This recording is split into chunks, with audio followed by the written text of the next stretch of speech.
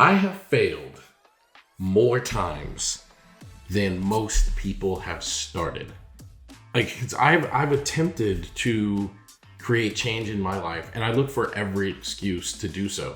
And at the end of the day, a New Year's resolution is just an excuse to create change, right? You say things like, all right, I'm going to get started at the beginning of the week, or I'm going to get started at the beginning of the year. That's all a New Year's resolution is. But you start having success when you stop having excuses. And I'm gonna talk a little bit about my own personal failures with things I've tried to do to change my life, and the difference between the things I tried to do to change my life that failed and the things I tried to do to change my life that were successful, because there are some clear differences. But I'm serious. I have failed more often than other people have tried, and you have to be the kind of person that is not distracted by failure if you want to succeed, because it doesn't matter what you're pursuing. If it's worthwhile, you're probably going to fail on the way to it, because things that are worthwhile are also fundamentally hard. And things that are hard will oftentimes involve setbacks. So be prepared for that and be willing to go through that and be willing to make that happen.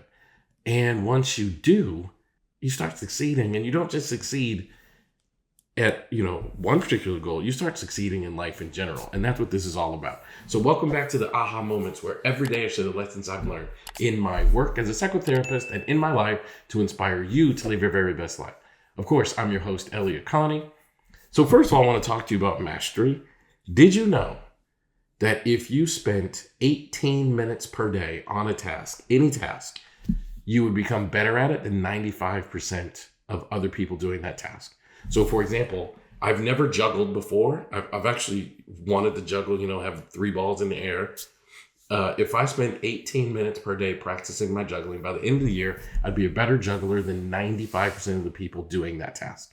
Not just 95% of Earth, but literally 95% of people who are jugglers. I'd be better than 95% of jugglers. So that's how consistency matters. And I would say the biggest variable to whether something succeeds or doesn't, it's consistency.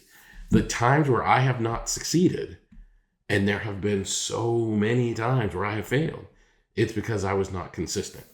And you use those things as an excuse, or certainly I did. I don't know about you, but certainly I did.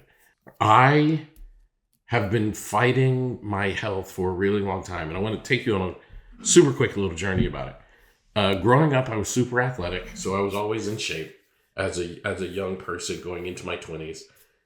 When I finished college, where I played sports, I got out of shape because it was the first time in my life I wasn't being active, and I just kept eating the way I was eating. And being someone in your 20s, you don't really think about it. Before I knew it, I was a heavy guy. So I decided to get into shape. It was the first time ever I was working out without athletics as a part of my life. I mean, I was doing athletics in the gym, but not organized sports.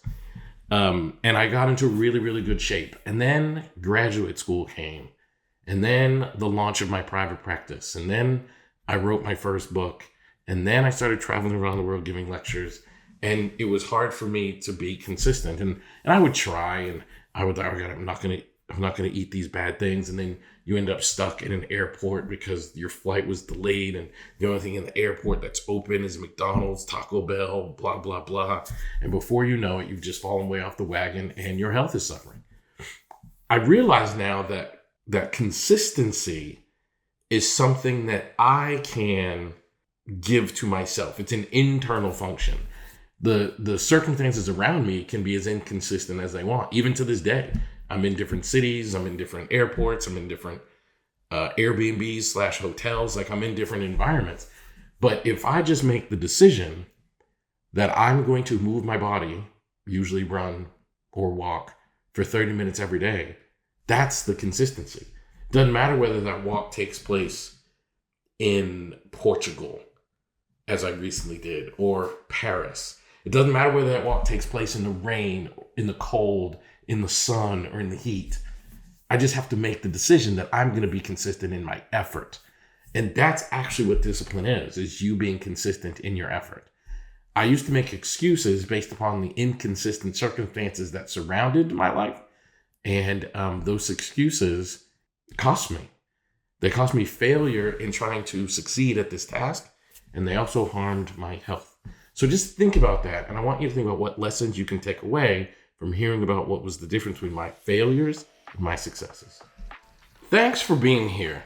If you wouldn't mind doing me a super huge favor, I would love it if you would share this podcast with at least one person in your life that you think could benefit from hearing this message today. And also, don't forget to subscribe on Apple Podcasts or anywhere else you listen to your podcast. And also follow me on all of the social media platforms, Facebook, Instagram, Blue Sky. You can search for my name, Elliott Connie, or at Elliott Speaks. That's my handle across all platforms. Can't wait to see you tomorrow.